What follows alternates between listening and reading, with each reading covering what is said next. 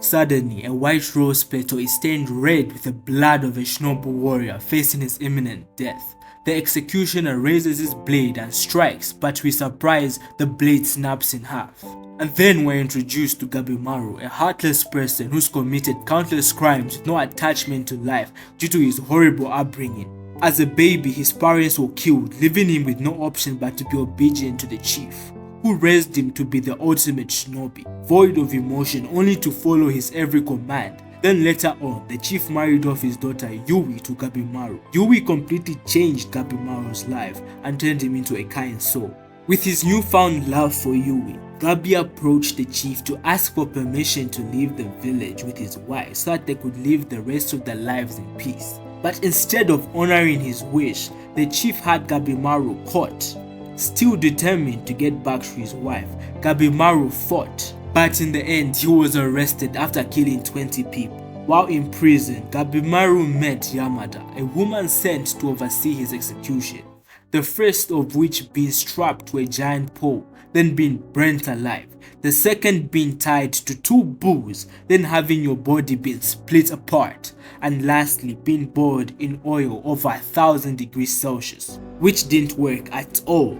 So he was handed over to Yamada Sagiri, an executioner from a prestigious clan with enough skill to frighten Gabimaru. He grabs a blade and attacks Yamada. The two face off, but then Yamada pulls out her trump card, an official pardon from the shogun himself, stating that Gabimaru will be freed if and only if he travels to Shinsekyo, a mysterious island filled with countless dangers to obtain the elixir of life. In a heartbeat, Gabimaru agrees, but the soldiers around him turn hostile, and within a moment's notice, Gabimaru stands victorious with his new partner, and is then transported to a private location with several other criminals to have an audience with the shogun, who shows them what they are really going to face on the island and how much of a challenge it actually is. He then orders them to fight and kill each other as to reduce the number of criminals and ensure that only the strong go to the island, and Gabimaru rises to the challenge and proves his worth to the shogun and to his contestants. And it's at this point Gabimaru recalls a surreal scene from his past of the chief being stabbed with countless blades and a sword through his head, showing off the power of the fruit of life said to grant godlike abilities, as he explains to Yamada. As they reach Shinsekyo, the deadly island, and they venture further into the beautiful paradise, then suddenly Gabimaru is struck with a giant bow by a sword-loving freak. He follows up by striking Gabi on the head, then tries to stab him, but Gabi blocks and launches him into the air, then kicks a spear straight into his gut and finishes him off with his hands tied behind his back. Several other criminals begin to reach the island with a multitude of strategies to take each other out and the samurai.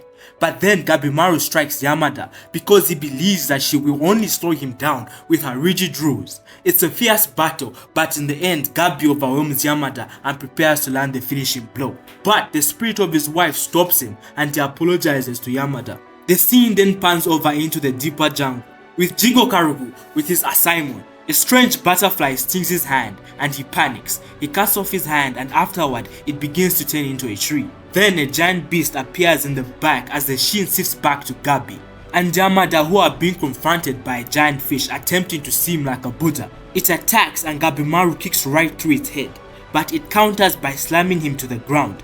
As more beasts show up, Gabi lets loose and goes god mode, attacking each of the beasts and destroying them. But Yamada struggles and is almost put down. Gabi notices and comes to her rescue. The fish is then defeated by Rizuha and her assignment. The Kunoichi offers Gabi a deal, in which she provides information and facts about the island while Gabi provides the strength. Gabi agrees and the deal is made, but Yamada faints due to exhaustion. Anyway, that's where I end for today. Thanks for watching the video. Hope you enjoyed. Leave a like, subscribe. Peace.